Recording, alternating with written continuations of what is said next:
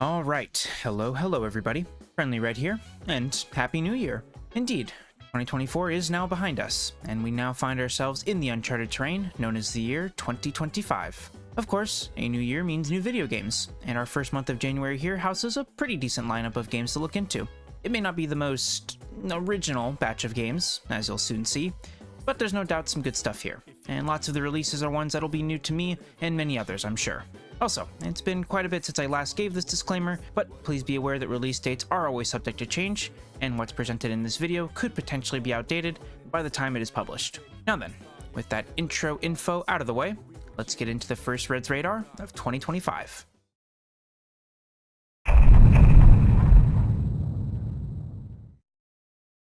Starting us off on January 7th, we see the release of Ys Memoir, The Oath in Felghana Remastered. Just a bit over 2 months on from the newest release in the Ys series, Ys 10 Nordics, Ys fans will be treated to yet another game to delve into, this time being a remaster of a remake. So this one is pretty interesting. Ys Memoir, The Oath in Felghana is actually a remake of the third mainline game in the Ys series, originally known as Ys 3, Wanderers from Ys. The original version of this remake of Ys 3 released for PC all the way back in 2005, eventually making its way to numerous other platforms over the years to come. In 2023, the remake was remastered, adding some touch-ups and enhancements, including updated character illustrations and higher quality visuals. And now, in 2025, that remaster will finally be releasing worldwide.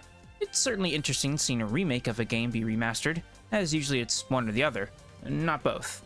I guess Ys 3 is so good though, that it warranted some extra work and release on new platforms. I'm certainly not complaining, as I've greatly enjoyed what I've played of the series so far, and I'm sure this remastered remake here will be yet another excellent action RPG. This being a new game from the series for me to experience is exciting on its own, but there's a bit more to this one than just that. Being a more old-school game in the series, with very different style, presentation, and structure compared to the modern-day titles, should make for quite a different Ys experience than what I'm used to with 8, 9, and 10, but I'm looking forward to it.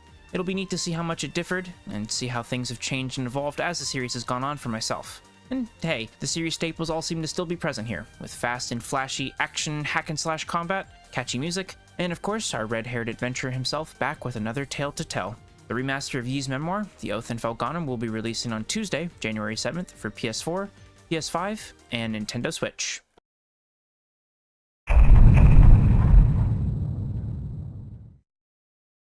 Later that same week, on January 10th, we see the release of Freedom Wars Remastered.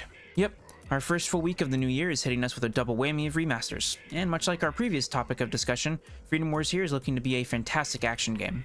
Originally released on the PlayStation Vita in 2014, Freedom Wars is an action RPG that looks to share some similarities with a certain series of action RPGs that focuses on hunting monsters.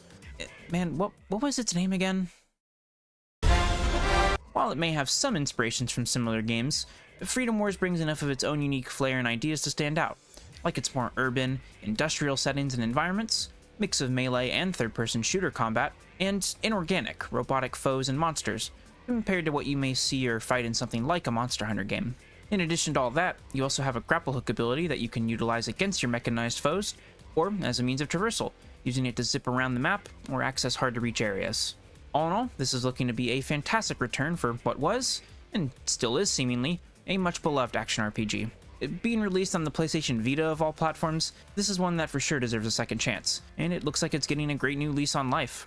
I'm looking forward to trying it out, and hopefully some of my other friends will be interested in it too, as the game can be played either solo or in co-op, and this one looks like it would be a great time with some friends. Freedom Wars Remastered will be releasing on Friday, January 10th for PS4, PS5, Nintendo Switch, and PC.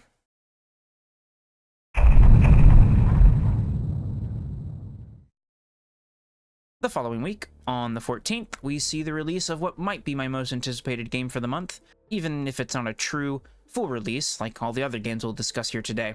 Finally, after over 2 years since its initial unveil, as well as multiple release delays, the early access launch of Hyper Light Breaker will grace our PC libraries. So yeah, this is one that I've been very interested in ever since we first knew about it, being a sequel to Hyper Light Drifter, which to this day remains a fantastically fast and stylish top-down action game. While the original Hyper Light game was a more focused and shorter single-player affair, Breaker here is looking to go open world, with co-op multiplayer being offered as well. Not only that, but gone is the isometric viewpoint and 2D pixel graphics of the original, instead traded for a more traditional third-person camera with fully 3D graphics and environments too.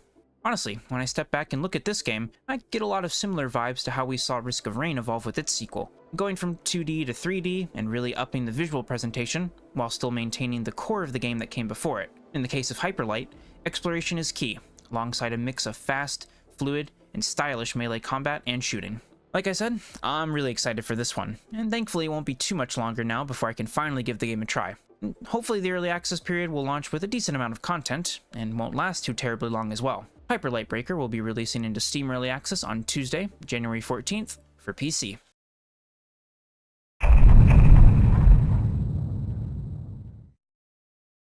While not quite as remaster heavy as the previous week of games, we do see one older title resurfacing this week on the 16th, that being Donkey Kong Country Returns, in the form of an HD remaster.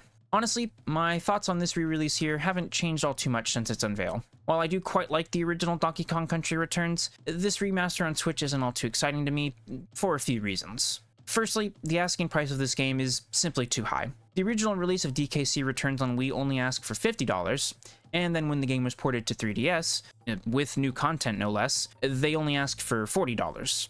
Now, for some reason, the price has been bumped up to $60 because reasons. While I do admit that it is cool that this remaster of the game on Switch combines all the content from both prior versions, as well as cleaning up the game to look better than ever, it's still frankly ridiculous to me that Nintendo is asking a full $60 for this remaster when it honestly doesn't warrant that, in my opinion. Like, how does something like Metroid Prime Remastered, which has much more noticeable and meaningful reworking done to it, retail for only $40? What makes Donkey Kong so special that you have to pay $20 more?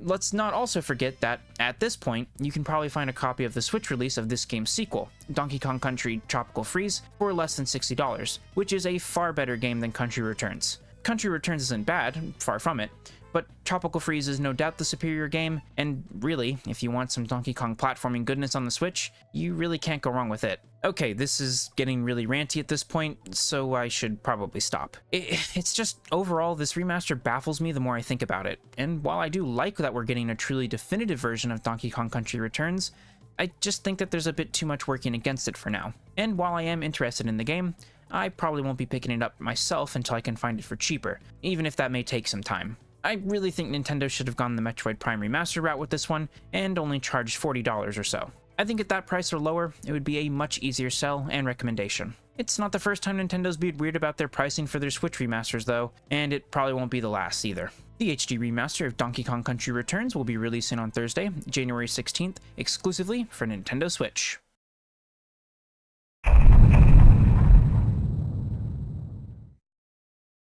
The very next day after Donkey Kong, we see the release of the latest mainline entry in the Dynasty Warriors series, that being Dynasty Warriors Origins.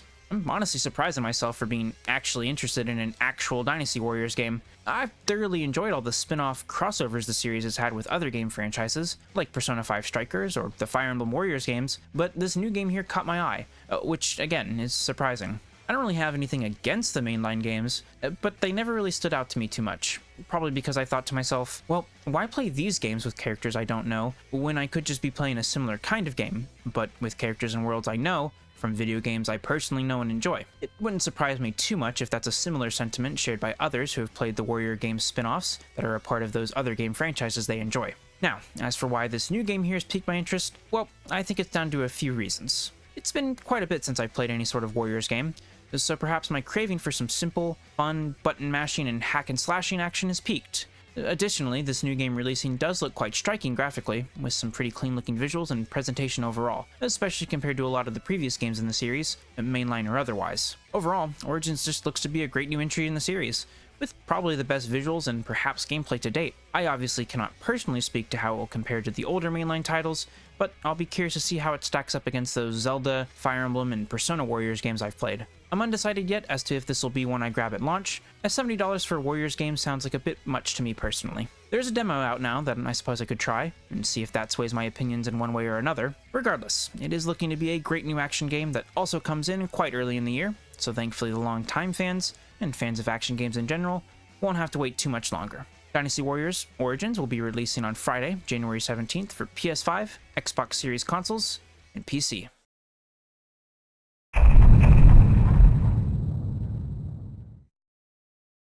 And lastly, for our main topics of discussion, on the 22nd, we see the release of Ender Magnolia Bloom in the Mist. Perhaps it's better to say we shall see the full release of this game, as it's been available in early access on PC since March of last year. Man, that kind of feels weird to say. Honestly, there's not a ton I personally know about this one, as while I've known about its existence for a bit, it's not a game I was really keeping up with, as I've yet to play the original game in the series, Ender Lilies, Quietest of the Nights. I've only heard good things about that original game though, and it being a 2D Metroidvania with some truly stunning artwork and visuals, a soundtrack spearheaded by Mealy, who are one of my favorite musical artists, as well as some aspects and inspirations taken from Souls-likes, well, it certainly sounds like a game that's right up my alley, and I'm sure I'll enjoy it, as well as a sequel here. It seems that everything that made that original game from 2021 great returns here in Ender Magnolia, with the beautiful, painterly-like aesthetics, tight 2D action and exploration, and the enchanting tunes from Mealy all present in this follow-up. Funnily enough, I was actually gifted this game by a friend over the holidays, which, combined with its impending 1.0 release, does kind of make me want to go ahead and play the original game in preparation for the sequel's full release. I guess there's really no better excuse not to, really. And hey, maybe I'll even make a video about it too? Only time will tell. But for now, I would highly recommend you keep this one in mind, especially if you're a fan of any of the aspects I mentioned that make up the original game or the sequel. Ender Magnolia, Bloom in the Mist will be releasing on Wednesday, January 22nd for PS4, PS5, Xbox Series consoles, Nintendo Switch, and PC.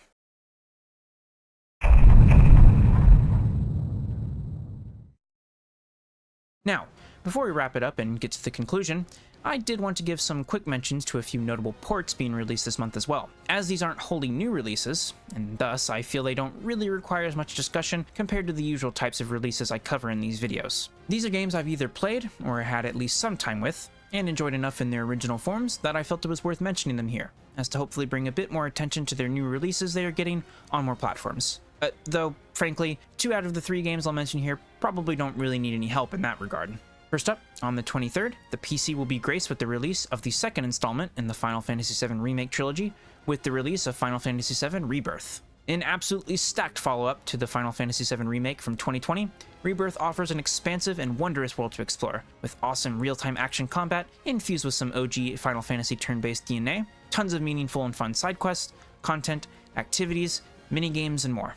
It topped many Best of 2024 lists, and for good reason. This is one that belongs in the libraries of any Final Fantasy or action game fan in general, and it's awesome to see it'll finally be available to so many more players now with the PC version.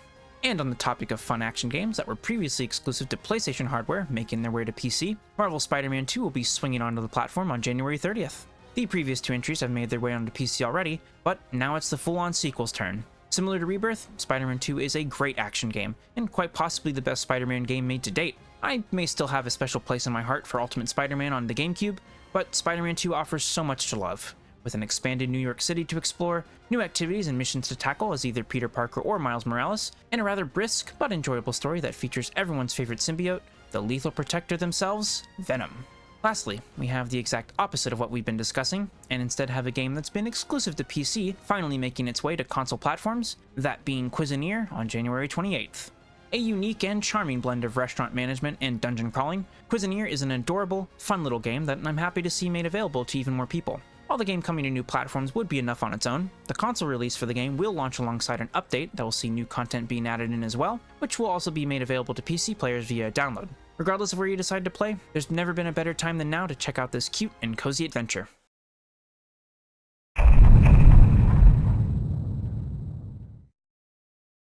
And there we go. We had a little bit extra to get through there at the end, but that should cover any and all of the releases I'm looking forward to in January of this new year. Honestly, not a bad start at all to the new year. Sure, it's a bit port and re-release heavy, but when those ports and re-releases are of games as good as stuff like Final Fantasy VII Rebirth, Spider-Man 2, Freedom Wars, and Ys, it's hard to complain. The wholly new stuff is looking pretty great too, with Hyper Light Breaker, Dynasty Warrior Origins, and Ender Magnolia all offering up their own unique blends of action, exploration, and visuals. And man, now that I look over the month as a whole, there's actually a pretty stacked month for action game fans. I suppose there's nothing wrong with starting the new year off strong, and with some fun action games to blast, slice, dash, shoot, and swing through. But with all that being said, I think that'll do it for this video. If you made it to the end, I thank you for watching. Your continued viewership and support is greatly appreciated. As always, I hope I was able to entertain and inform you of some cool new games that you may not have known about. I once again wish you a happy new year. I hope the holidays were enjoyable and relaxing, and here's to nothing but the best for any and all of you in this 2025th year. And last, but certainly not least, as always, I'll see you next time.